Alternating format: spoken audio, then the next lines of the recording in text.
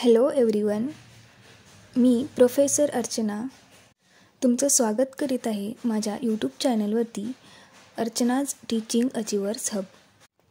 आज आपण एक महत्त्वाचा प्रश्न पाहणार आहोत, जे की म्हणजे व्हाय स्टडी इकॉनॉमिक्स. आपण अर्थशास्त्र का शिकायला हवं?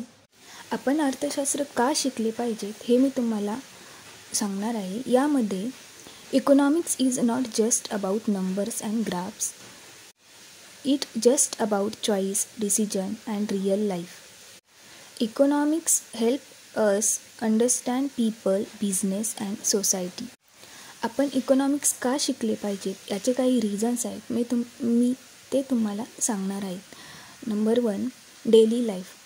Economics explain why price rise and fall. म्हणजे इकॉनॉमिक्स आपल्याला एक्सप्लेन करतं की प्राईस का वाढते, का कमी होते. ते आपल्याला हेल्प करते डिमांड आणि सप्लाय, म्हणजे मागणी आणि सप्लाय यामध्ये काय फरक आहे, कशा प्रकारे यामध्ये बदल होतो, हे समजण्यासाठी आपण इकॉनॉमिक्सचा अभ्यास करतो.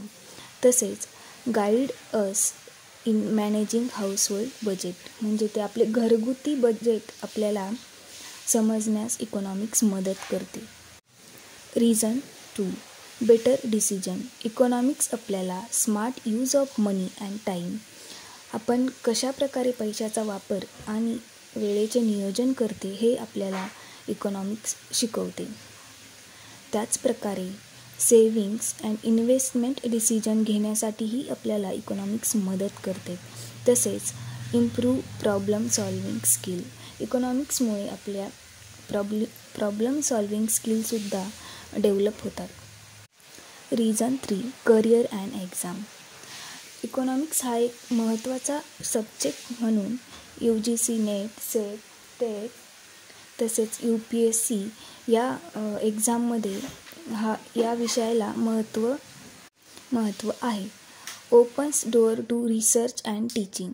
इकॉनॉमिक्समध्ये आपल्याला रिसर्च आणि टीचिंगच्याही संधी उपलब्ध आहेत. तसेच आपल्याला बँकिंग, फायनान्स आणि गव्हर्नमेंट जॉब यासाठीही इकॉनॉमिक्स मदत करते. Reason 4, society and nation. Economics explain poverty, unemployment, inflation. यामध्ये आपल्याला इकॉनॉमिक्स सोसायटीमध्ये निर्माण होणारे प्रॉब्लेम्स म्हणजे पॉवर्टी, अनएम्प्लॉयमेंट, इन्फ्लेशन या समस्या समजण्यासाठी आपल्याला इकॉनॉमिक्सची मदत होते. तसेच economics helps making development policies व connect personal life with global economy. अशा प्रकारे आपल्याला economics is not just a subject व it is a way to understand life and society from household budget to global economy. हे काही reasons आहे की ज्यामुळे आपण इकॉनॉमिक्स सर्वांनी शिकले पाहिजे. तसेच त्याचा वापरही आपल्या डेली लाईफमध्ये केला पाहिजे. Thank you for watching. Like, share, subscribe.